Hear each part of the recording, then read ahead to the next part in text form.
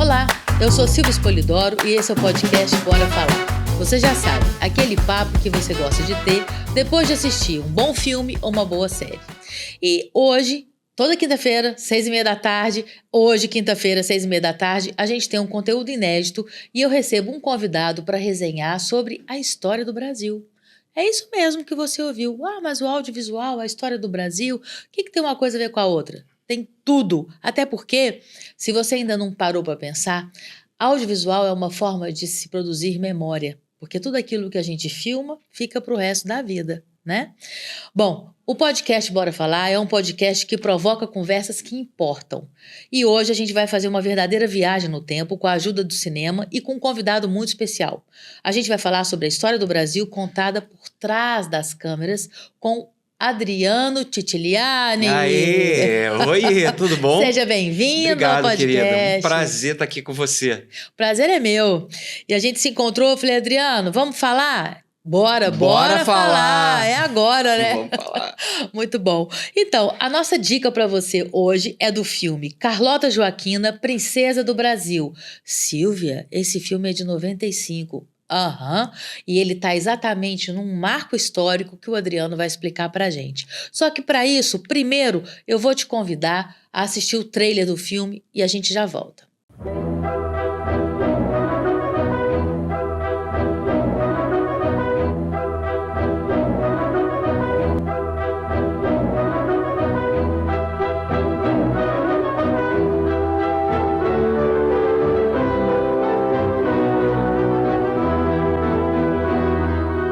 Once there was an exuberant court and a noble girl who left the colors and the joy of her Spanish royalty in order to marry a Portuguese prince.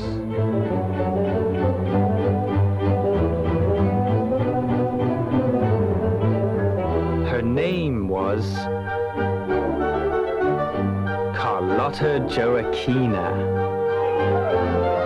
The night of her marriage was a disaster. And then Carlota grew up into an insatiable and ugly princess with lots of lovers. Lots of them. And because of that, she had lots of children. Lots of them. But that wasn't all. One day, Europe was swept by a hurricane known as Napoleon, who sent the royal family far, far away to its most exotic colony in the tropics. And in their own particular way, they began to build that strange and beautiful country called Brazil.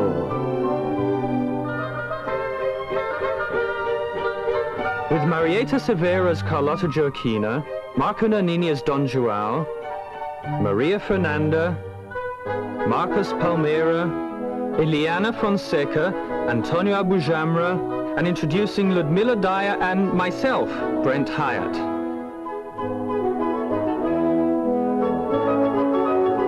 You cannot miss it.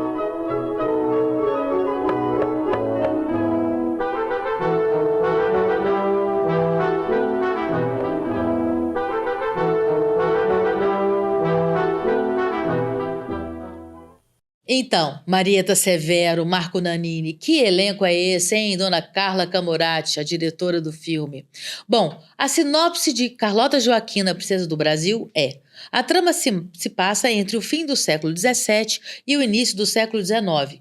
Aos 10 anos, Carlota Joaquina é prometida a João de Portugal. A jovem princesa é aprovada pela corte espanhola e levada para Lisboa, onde se depara com um destino bem menos glamouroso. Ela nunca imaginaria que iria ter a Revolução Francesa e que ela iria parar em terras brasileiras. Isso mesmo, nós tupiniquins. Então, o filme retrata essa vinda da família real portuguesa para o Brasil com muito humor e também com uma ironia que faz parte do povo brasileiro. Hoje eu recebo aqui Adriano Titiliani, que é advogado e historiador. Isso aí. E a gente tem Carlota Joaquina, a gente conversando sobre, Silvia, vou contar a história do Brasil através do audiovisual. Achei sensacional a ideia. Na hora falei, vamos marcar para amanhã. E eu te pergunto, por que você escolheu esse filme, Adriano? Carlota Joaquina, ele é importante duplamente. Ele é importante primeiro. Ele como filme, foi feito em 95, é o primeiro filme da chamada retomada do cinema nacional. Essa retomada ela acontece depois da edição da Lei Rouanet em 91. Ou seja, nos primeiros momentos você tinha uma cinematografia muito financiada pelo Estado, via Embrafilme, também na época de Getúlio Vargas via o INSE, Instituto Nacional de Cinema Educativo, e a partir da Lei Rouanet você tem um cinema um pouco mais livre, no sentido de que ele vai procurar seus patrocinadores e vai tentar agradar o quê? O público. Então, você tem um filme, os filmes estão mais desamarrados e você começa a ter mais comédias, você começa a ter uma maneira até de ironizar, de satirizar personagens que eram muito engessados, tinha aquela visão muito ufanista. Então, a Carla Camurati faz esse filme super divertido, que cativa, que é recorde de bilheteria e que é um marco no cinema nacional. Então, nós temos, dois fatos que se entrelaçam. O filme em si é um marco que divide duas eras, e o fato que é narrado, que é a vinda da família real portuguesa para o Brasil, também é um marco divisor de águas no Brasil, porque o Brasil ele fica ali 300 e poucos anos como uma colônia, e logo depois da vinda da família real portuguesa, ele vai se transformar no Reino Unido de Portugal, Brasil, Algarves, e ali ele já não é mais colônia, ele já é um país quase independente, vira independente logo depois. Então, são fatos, o fato em si e o filme são muito importantes para a história cinematográfica e a história do Brasil. Com certeza. E a gente estava conversando, você disse, Silvia, eu tenho muita coisa. E tem a gente vai depois contar para você, tem uma novidade sobre Carlota, tá? Fica aí que ele vai te contar mais pro finalzinho, para guardar a sua audiência. Tem uma novidade sobre esse filme aí que vai te surpreender, como surpreendeu positivamente a gente. Faz pra gente aí um paralelo, você mesmo disse, eu vou trazer um paralelo para você, através do audiovisual, da história do Brasil lá atrás, até antes da descoberta, na verdade, muito antes dele ser colônia. Você pode começar a contar pra gente as histórias aí? Então, como eu te falei, né, o filme Carlota Joaquina e o fato da família real vir para cá, nessa transferência da corte, é o nosso marco. Então, vamos dizer o seguinte, nós temos duas partes. Nós temos o antes, que vem desde a época, né, de Pindorama, vai até 1808, e a partir de 1808 nós temos uma nova página, um novo capítulo da história do Brasil, que vem até os dias atuais, que é esse Brasil pujante, esse país continental que nós temos. Então, eu vou ficar de 1500 até 1808 e vou deixar Pindorama para um outro momento, que a gente pode falar só dos índios. Vamos tentar entender, porque já é muito filme que a gente tem. Vamos tentar dar um corte, senão a gente vai ficar com muito filme para falar aqui. Bom, primeiro eu queria falar sobre essa questão da linha do tempo. A história ela é constituída de muitos fatos que estão soltos ao longo do tempo. Então, muitas vezes, quando a gente quer encadear certos fatos, nós botamos numa linha do tempo para a gente poder ver uma sequência lógica, aquele fluxo da história, e a gente pode fazer isso para muitos assuntos. A gente pode fazer uma linha do tempo da história da humanidade, ou da história do planeta Terra, ou da história do cinema mundial, do cinema nacional, a história dos movimentos literários. Você pode fazer linha do tempo sobre tudo. Então, nessa linha do tempo da história do Brasil, por isso que eu falo Brasil e não Pindorama, a gente vai considerar de 1500 para cá, né? Só um detalhe. Será que realmente o Brasil foi descoberto em 1500 por Cabral? Eu acho que não. Por quê? Você lembra que teve o famoso Tratado de Tordesilhas? Sim. O Tratado de Tordesilhas foi feito 2 anos depois da descoberta da América por Colombo. Num primeiro momento, você tem uma bula papal, Intercetera, que diz o seguinte, olha, vamos dividir o mundo entre Espanha e Portugal, e tudo que ficar a leste de 100 léguas de Cabo Verde pertence a Portugal.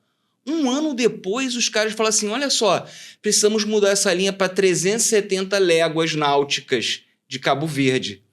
Por que de um ano para outro eles resolveram acrescentar 270 léguas? Será que eles não foram, os portugueses, secretamente fazer um reconhecimento do litoral, descobriram que ali tinha terra, e que se eles botassem 100 eles iam ficar na água? Então, eu acredito sim.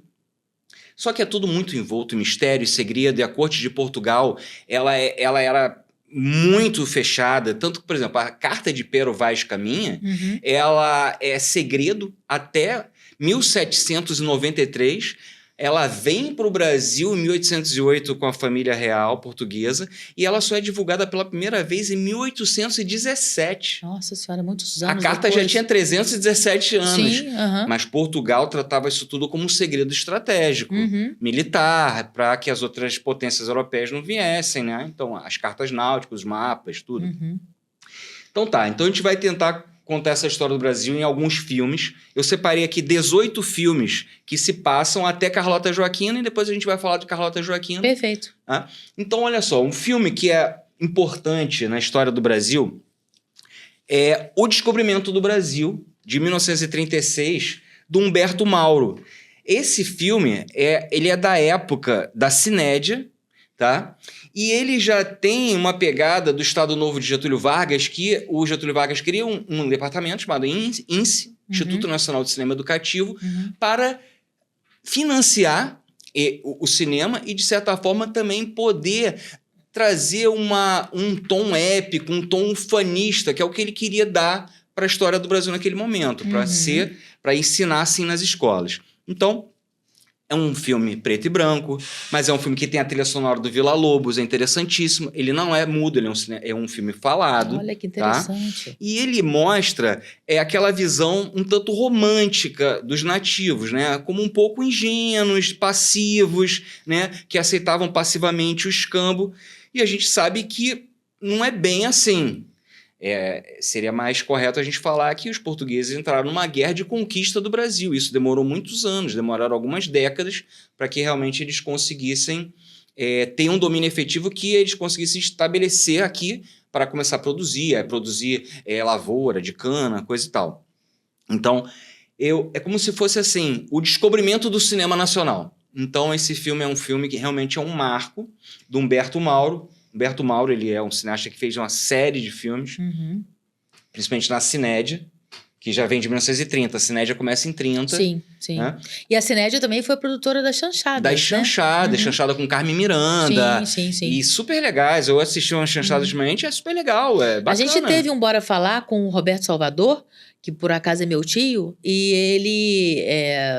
ele fala exatamente, ele tem um canal no YouTube que chama Era do Rádio Teatro, e ele conta toda a história, ele tem um livro. Demais. E ele falou sobre a Cinédia, sobre como essas produções eram importantes, né, para aquela época, o que viravam esses atores, né, que vieram todos do rádio. Então as vozes eram conhecidas, mas a imagem não se tinha. Então quando essas pessoas vieram para a tela, poxa, aquilo foi um boom, porque eu conseguia ver aquela pessoa que eu só ouvia. Nossa, e que estava no meu salto, imaginário. Né? Inclusive, fica aí dica para você. Procura o podcast com o Roberto Salvador, Bora Falar, que vale a pena. Desculpa, Adriano, segue aí sua linha. É isso. A gente tem esse primeiro momento. Tanto que a Cinédia e o INSE, eles produzem mais de 300 filmes. É uma loucura. O INSE mesmo vai até 66 e aí já em 69 começa a Embrafilme, né? Que aí acaba em 90 com o Collor, né? Mas aí depois você tem época a Lei boa.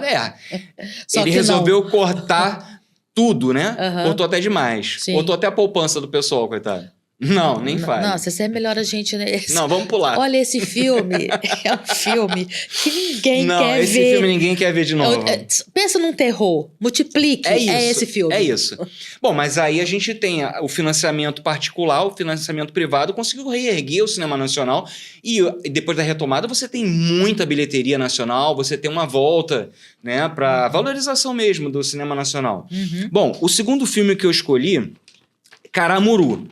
Caramuru, a invenção do Brasil, do Guel Arraes. Esse filme é maravilhoso. Que ali é o quê? O Brasil já tinha sido descoberto, passa um pouquinho de tempo e você tem o seguinte, você tem um português, que ele é um náufrago, o Diogo Álvares Correia, que ele se integra à população tupinambá e ele tem um caso, um romance com a filha do cacique Taparica, né?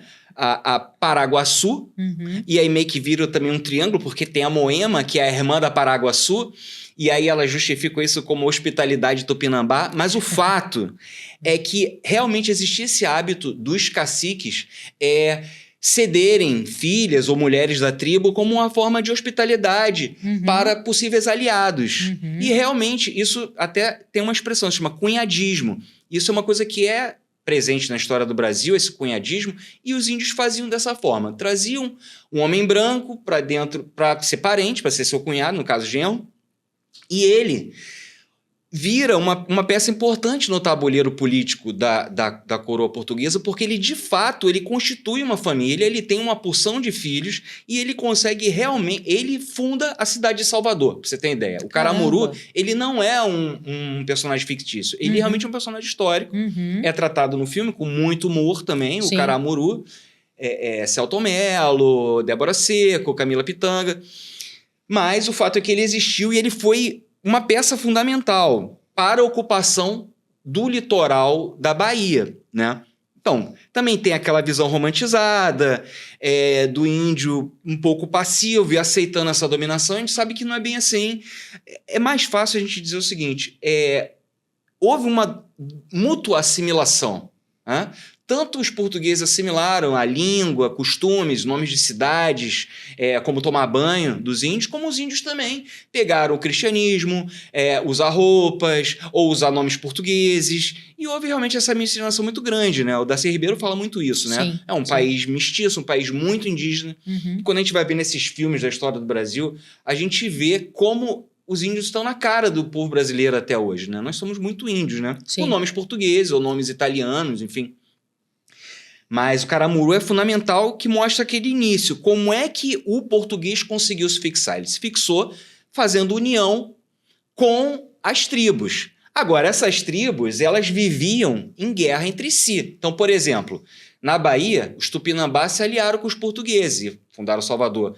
Já em São Vicente, você tem o João Ramalho, que ele vai casar com uma filha com Bartira, com a filha do cacique, que é Tupiniquim.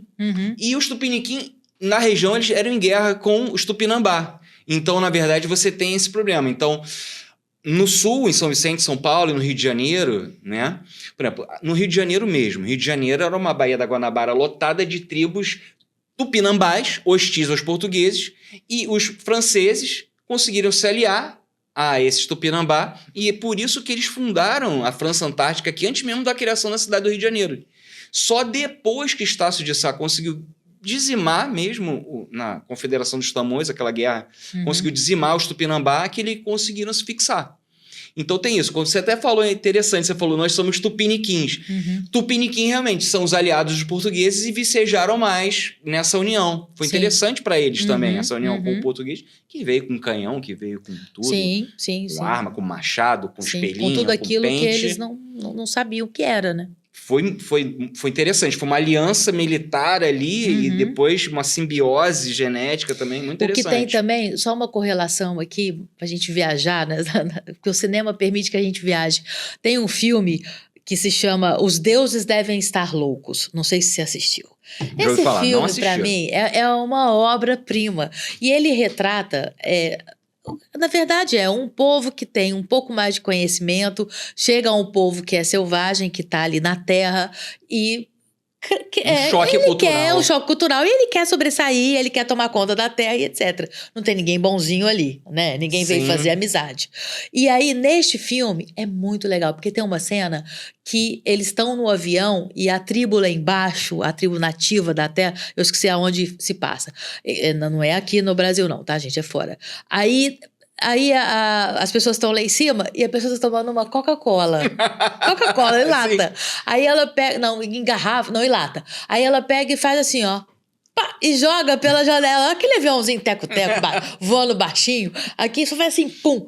O quê? Na hora que aquilo cai no chão e que eles pegam, vira um deus, eles começam a inventar o que era daquilo, como é que aquele material é feito. Sensacional. Porque eu acho que os ETs, eles devem pensar isso da gente, Vai né? ser parecido. Eles devem falar, a gente chega ali, joga o negócio, eles já ficam, ai meu Deus, eles devem ficar rindo como estavam rindo deles no avião. E aí a gente vem trazendo aqui para o que a gente está conversando hoje, sobre a história do Brasil e essa correlação com a produção, né, audiovisual, como é interessante. Eu acho que o maior choque cultural da humanidade foi isso, né? Quando o português, aquele povo que era da Europa, da Ásia, da África, o velho mundo, se depara com esse novo mundo que não tinha anticorpos para a doença, não tinha roda, mais... Que tomava banho. Rio, que vivia, no mar. Que vivia em comunhão com a natureza. Graças de uma forma a Deus, despojada. Né? Vamos combinar? Sim. Que esse é um hábito que a gente agradece todos os dias aos nossos maravilhosos antepassados, porque peça... Bom... É outra história, vamos embora, vamos continuar. É verdade. Não, a Europa tinha coisa de peste negra, tava vindo numa outra vibe, né? E a gente aqui, o quê? Peladinho, tomando um banhozinho todo dia ali no mar. Praia, ali Ipanema, coisa e tal. Leblon, todo mundo ali, né? Do Leme ao Pontal. Do Leme ao Pontal, feliz da vida. É verdade. Bom, vamos seguir então. O próximo filme que eu queria trazer é o filme Anchieta, José do Brasil, de 1977, do Paulo César Sarraceni, que ele conta... É ali, por volta de 1553, como os jesuítas vieram na esteira do primeiro governador-geral do Brasil e eles foram para a região de São Vicente, que era a região onde os portugueses já estavam sendo bem-vindos. E o Anchieta, junto com o Manuel da Nóbrega, eles, com a ajuda desses tupiniquins, que eram os filhos e os parentes do João Ramalho, que já tinha vindo antes, tá?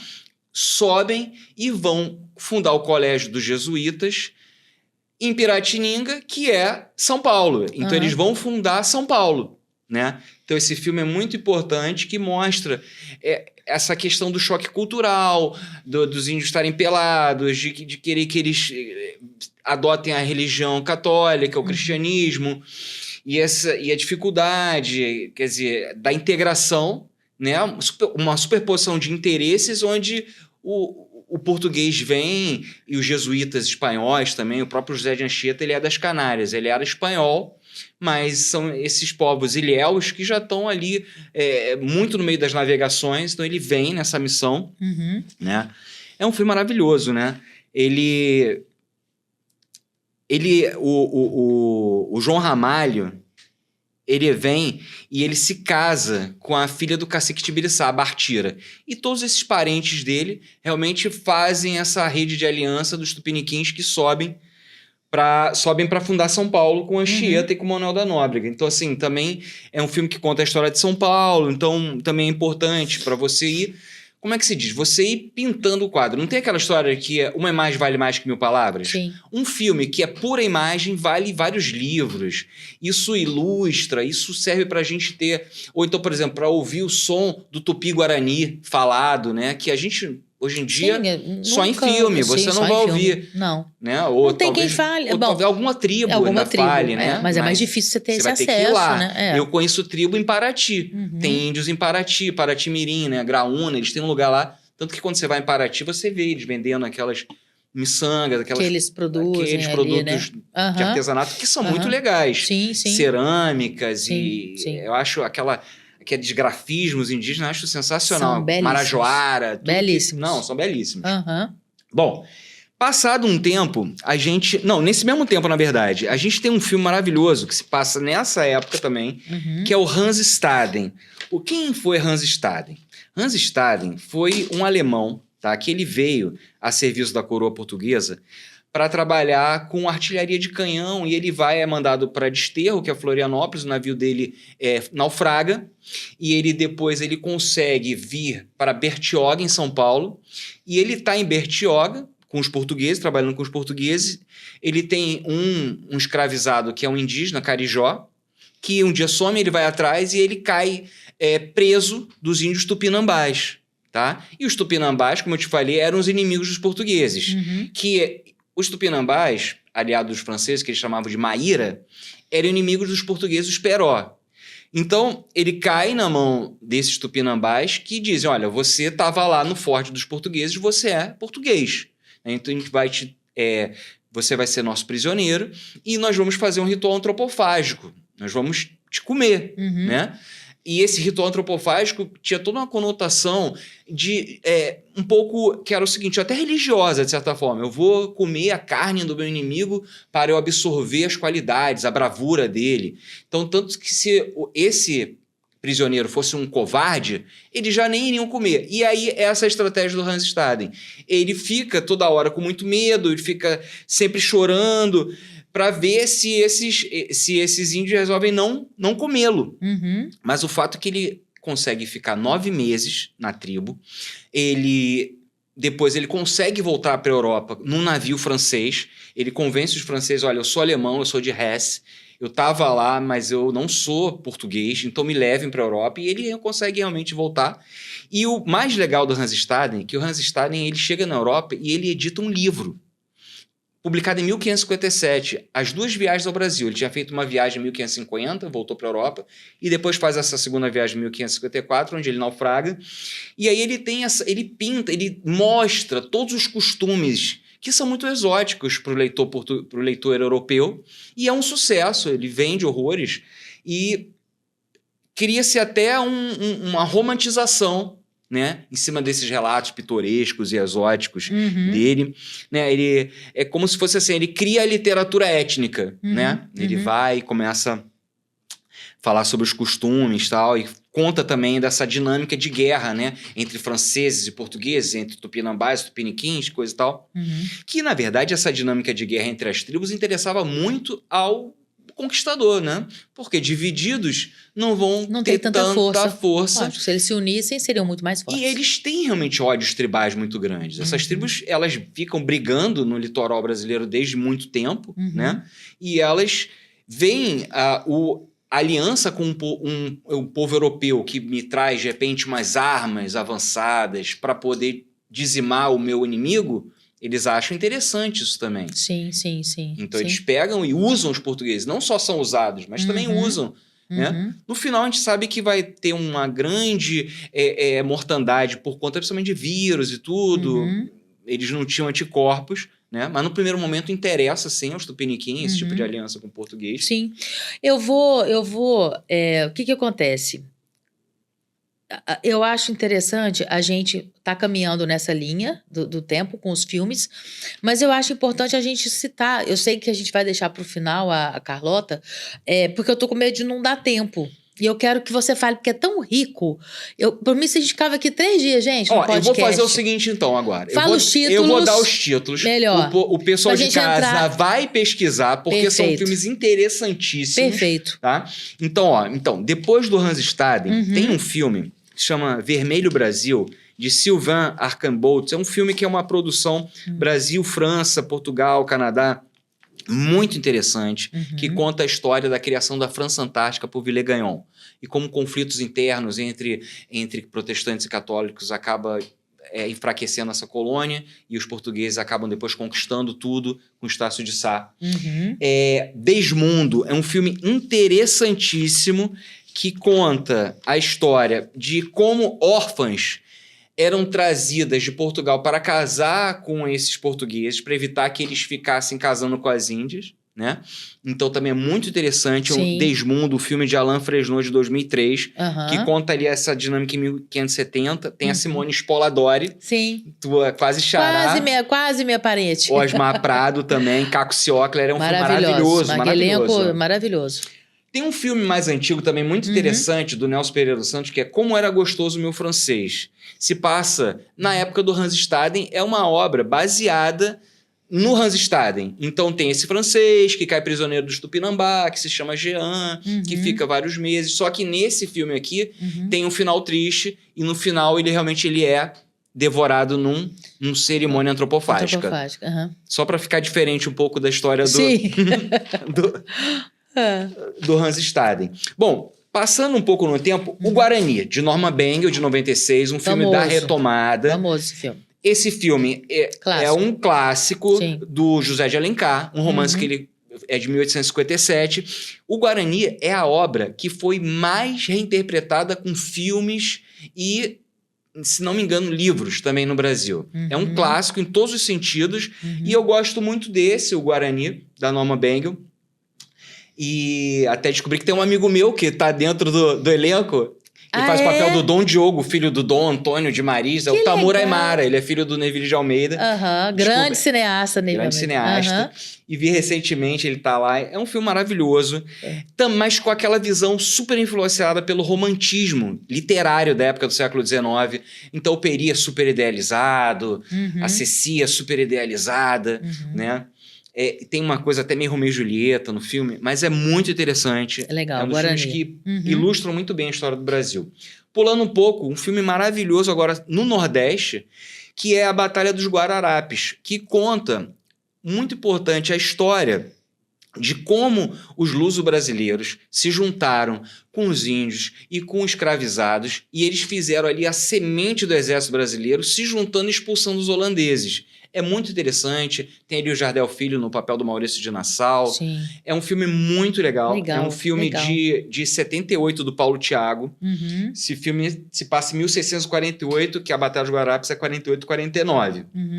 Bom, em 1650, nós temos uma coisa importante, que é o surgimento dos quilombos no interior da província de Pernambuco, onde é hoje Alagoas, né, nas Montanhas de Palmares. Você tem primeiro o Gangazumba, depois o sobrinho dele, o Zumbi, onde eles fazem essa grande resistência à escravização, mas, por fim, eles são abatidos por um grande bandeirante, Domingos Jorge Velho, que é mandado, né, pela coroa portuguesa, e realmente ele extingue, né, o Quilombo dos Palmares. Uhum. Passando um pouquinho, tem um interessantíssimo, A Muralha. A Muralha é uma série, uma minissérie da Rede Globo, em 20 episódios. Sensacional. Sensacional. Que conta a história da muralha. O que é a muralha? A muralha é a Serra do Mar, que funcionava como uma espécie de muralha que impediu o avanço para o interior do Brasil, né? Então conta a história o quê? Dos bandeirantes que saem de São Vicente, né? Então é uma romantização também em cima da história dos bandeirantes, porque a gente sabe que, na verdade, os bandeirantes tinham um quê de crueldade, não estavam ali pedindo, eles estavam tomando e estavam invadindo, e estavam uma área que seria da Espanha, mas eles vão... O Brasil é grande porque eles simplesmente esticam a fronteira até a Amazônia, e, de certa forma, eles foram atrás de índio, foram atrás das esmeraldas, foram atrás das pedras preciosas e levaram essa fronteira enorme para lá. Uhum. Bom, já no século XVIII, nós temos uns filmes interessantíssimos. Por exemplo, Diário de um Mundo Novo, né? Do Paulo Nascimento, conta a história de um médico e poeta, que é o Gaspar de Frois, né? Que vai para Desterro, Florianópolis, né? E junto com açorianos, você sabe que Florianópolis foi toda colonizada por açorianos. Sim. E ele logo se apaixona por Maria, que é a mulher do militar português, e narra aquela dinâmica. O pano de fundo dessa história é muito o conflito que existiu entre os espanhóis, os castelhanos e os portugueses pelo domínio da região sul do Brasil. Então tem a questão das guerras guaraníticas, que logo vai acontecer naquela região, mas tem a colonização dos povos das missões, onde é a fronteira, o Uruguai, que era espanhol, aí vira província cisplatina, depois vira um país independente, que vira Uruguai. Seguindo, Chica da Silva. Filme maravilhoso, um filme, uma das personagens mais sensacionais da história do Brasil. E que depois foi pra TV, que virou foi novela, pra TV, né? que, enfim, influenciou depois outras novelas como Escravizaura. Com certeza. A gente está falando da história do Brasil até 1808. A gente vai ter que deixar para um segundo podcast a história do Brasil de 1808 até 2025. Não tem problema, porque a gente vai entrar na Carlota Joaquina, Isso. a princesa do Brasil. A Escravizaura vai entrar nesse segundo momento, já é século XIX. Tá. Mas a Chica da Silva é fundamental. Ela é tema de música do Jorge Benjó. Sim, né? sim. E é um caso raro, onde uma escravizada acaba se tornando a mulher de um português, de um senhor, de um tratador de ouro, né, de pedras preciosas em Diamantina, né? E ela vira realmente uma dama da corte. É sensacional. Sim. Né? O plot twist da vida dela é maravilhoso. É maravilhoso. Né? É maravilhoso. É muito bom mesmo.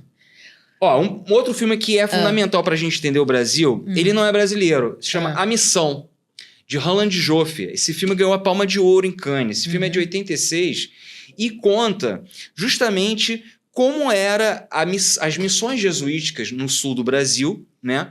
E como elas foram afetadas pela política que Espanha e Portugal resolveram trocar, né?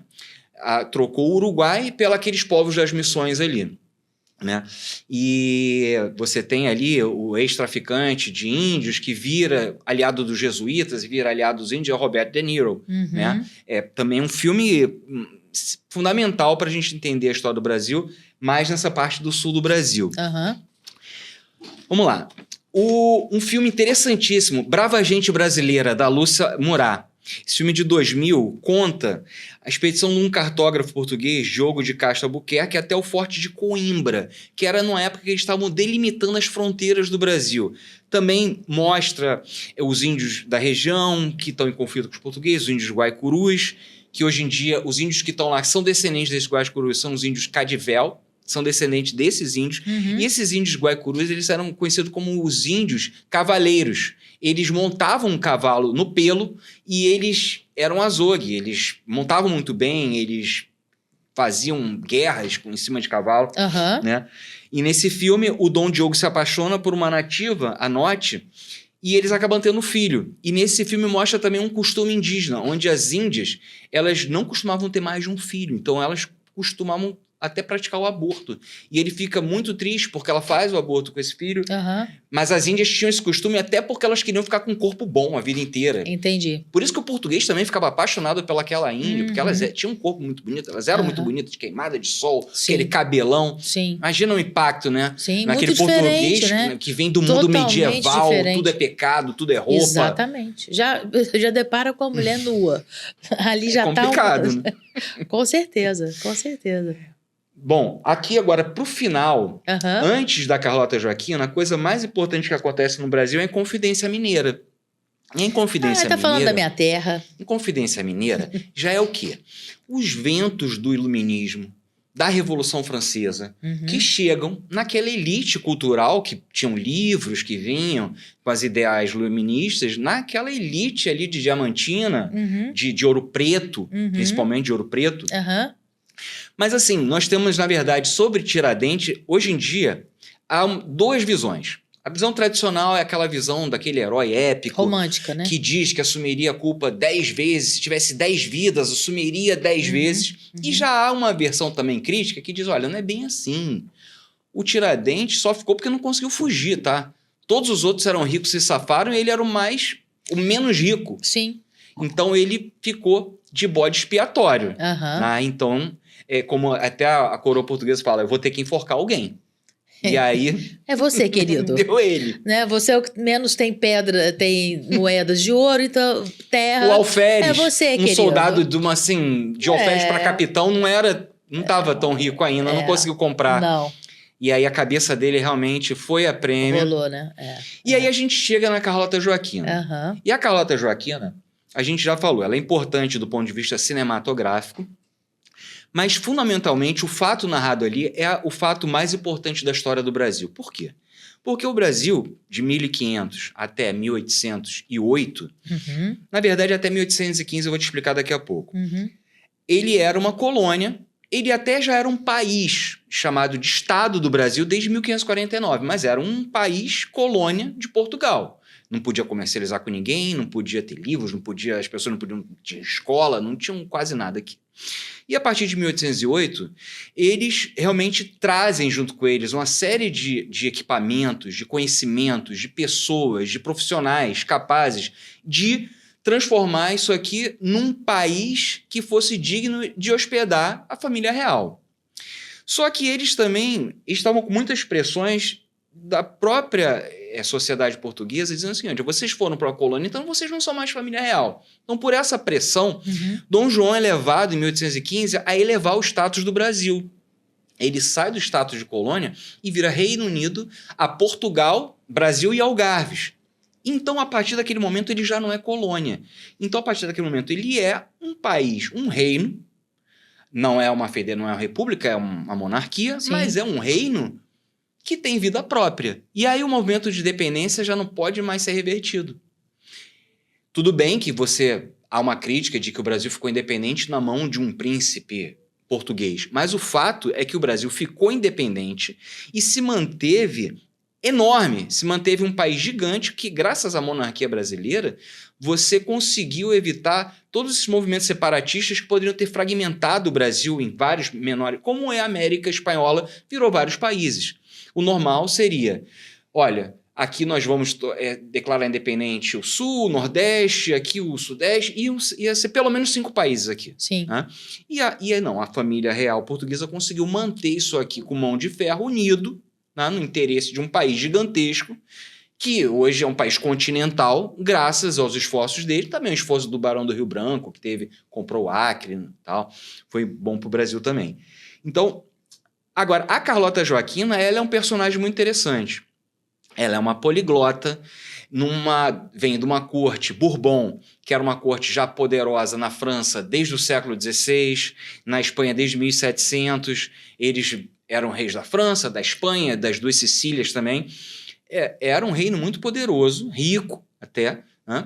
E ela era uma poliglota, era uma pessoa de cultura, ela gostava de dançar, de cantar, muito expansiva, muito apaixonada pela vida, pelos homens.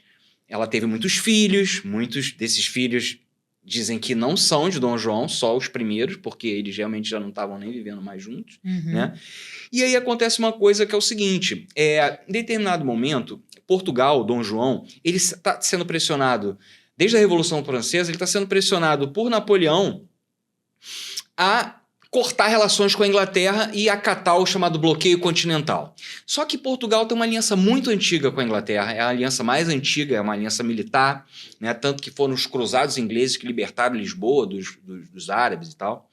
E ele tem um pacto secreto com a Inglaterra, ele não está disposto a abrir mão dali, então ele vai empurrando com a barriga, ele vai cozinhando os franceses, mas o fato é que a ficha dele cai quando Napoleão aprisiona o rei e o príncipe da Espanha e bota no lugar deles, dos Bourbon, um irmão de Napoleão, que vai ser o rei da Espanha.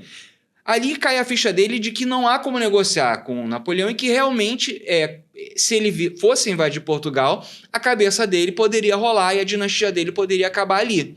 Então, ele ouvindo conselhos dos ingleses que estão dizendo, olha, é melhor você permanecer com a sua dinastia, vamos para o Brasil.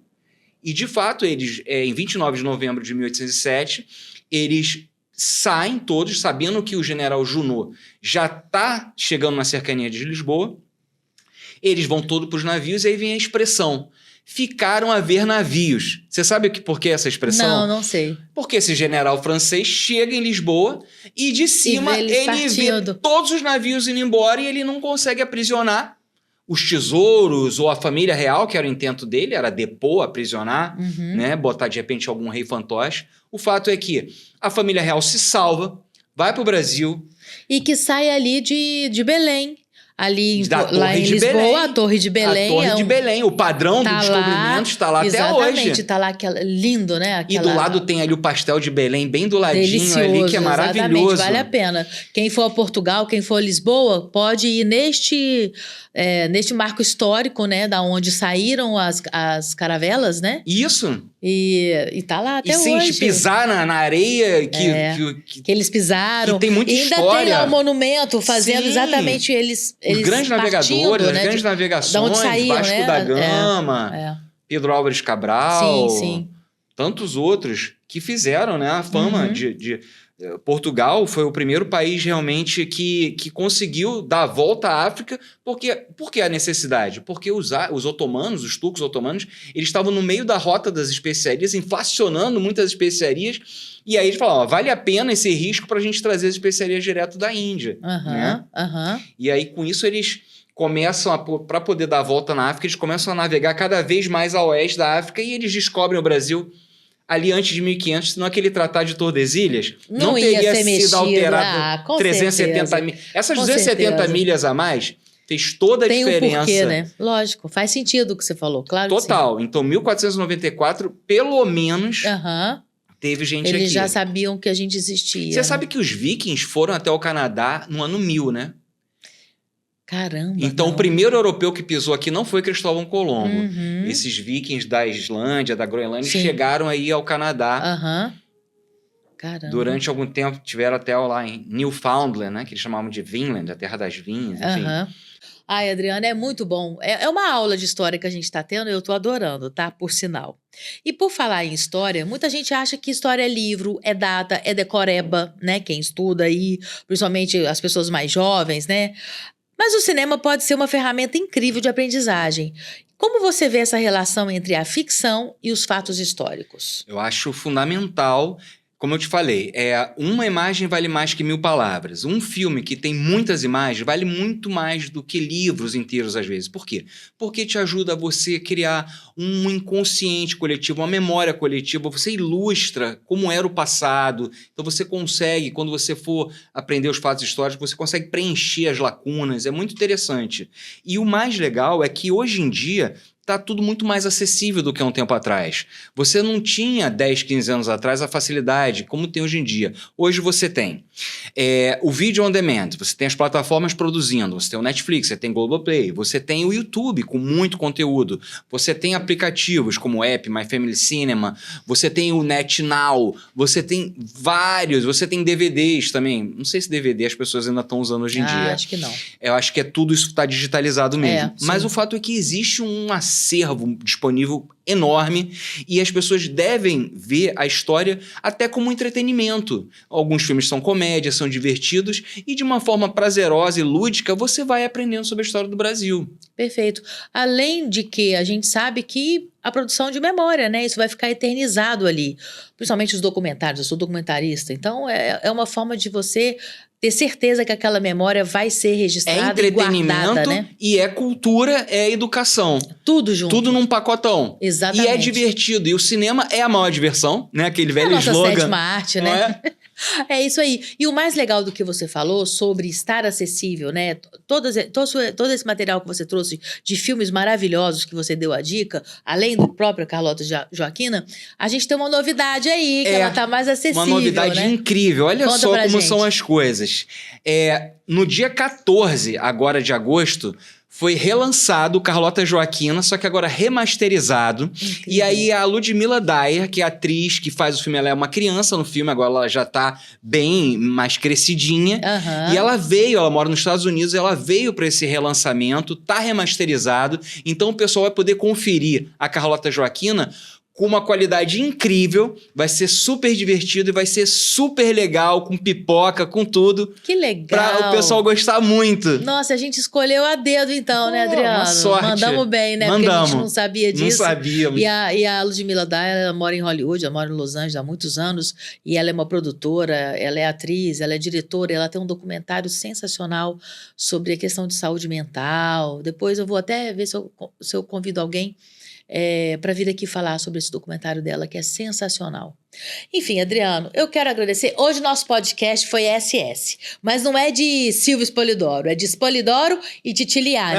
Porque o quê? Tutto buona gente. Buona gente. Então é isso, eu quero agradecer sua simpatia, eu que agradeço. seu conhecimento, maravilhoso. por dividir com a gente, né, todo o seu saber, através do audiovisual, como a gente acabou de falar, como é importante a gente ter, né, essa cultura mesmo. Essa ferramenta de cultura, Vamos de utilizar isso, gente. Olha, eu que agradeço, uma experiência maravilhosa, adorei estar aqui com você. Legal. E vai voltar. Se Deus quiser. Vai voltar. Se Deus Tem muita quiser. coisa pra gente Virei falar. sócio. É isso aí, adorei meu sócio. Obrigada, viu, Locoral? Emprestar seu marido aí pra trazer pra gente tanto conhecimento. Muito bom mesmo, muito obrigada. E a gente vai o quê? Vai brindar o nosso encontro, o vamos. nosso podcast com Um cafezinho. Marta Shen, ó. Café do Brasil, como você disse. Café do Brasil. Café do Brasil. Café Isso do também é Brasil. raiz, também é Produto tradição também. nosso. E você que quer também ter as suas peças produzidas pela Marta Shen, essa artista incrível, e que agora Ideias na Argila é @MartaShen. Você acompanha aqui no vídeo e você já sabe, toda semana eu falo do trabalho da Marta, porque é um trabalho que vale a pena ser conhecido. Você chega para a Marta, conversa, fala o que você quer, o tipo de peça que você espera, a cor, o que te agrada, e ela vai trazer para você uma solução criativa na argila, que é a coisa mais linda, mais do Brasil, mais da terra, mais da gente do que isso, Adriano. Com certeza, nossas cores. Não é verdade? Com certeza. E é maravilhosa, Marta Shen. Marta Shen, que é nossa amiga, sua amiga também. Você também faz cerâmica com a Lu? Também faço. Vocês fazem também? Por Então isso que eu vocês dou sabem, valor né? que a Marta Shen faz, porque é muito especial. É verdade. Deem valor também. E é um capricho, é uma produção linda e um bom gosto daqueles. Então você já sabe, Marta Shen, entre no Instagram agora para conhecer o trabalho da Marta e tenha você também a sua peça assinada por ela, tá? E quero agradecer também a Moringa Barra Você já sabe, Mariana, toda a sua equipe, Moringa_barra é o salão que cuida do meu cabelo, que cuida do meu visual e que tá sempre de portas abertas. Agora tem até música ao vivo lá, gente. Uau! O negócio ficou bom, não Ô, ficou? completão, hein? Ó, tem corte masculino também, Ó, hein? vou lá, hein? Pode ir lá. Vou. E você já sabe, quer colorir o cabelo, quer cortar o cabelo, fazer um tratamento, uma hidratação, milhões de procedimentos que faz com que você se sinta ainda melhor, ainda mais bonita e que a sua autoestima esteja em dia? Já sabe, Moringa Barra. Quero mais uma vez agradecer, muito obrigada pela sua presença. Querida, foi demais. Obrigado. E vamos marcar uma volta aí, vamos ter a parte 2 aí desse tanto de filme que não deu tempo da gente falar. Da Carlota em diante. Da Carlota em diante. Gente, muito obrigada a você também pela sua audiência, eu te agradeço toda semana. Se você tem uma empresa, pequena empresa, não tem problema não, tá? Me procure, @SilbiosPolidoro, e eu peço a você que você me escute, que a gente converse e que você venha também trazer a sua marca, o seu produto, para apoiar o nosso podcast Bora Falar, que é um podcast que tem como objetivo utilizar o audiovisual para a gente pensar sobre a vida, pensar sobre saúde mental, ter acolhimento, falar de amor, falar das diferenças, falar de tudo, porque o audiovisual é isso, né? São todos os temas são universais, porque a vida é aqui, é agora, então bora falar. Eu te espero na próxima quinta-feira, 6h30 da tarde, você já sabe.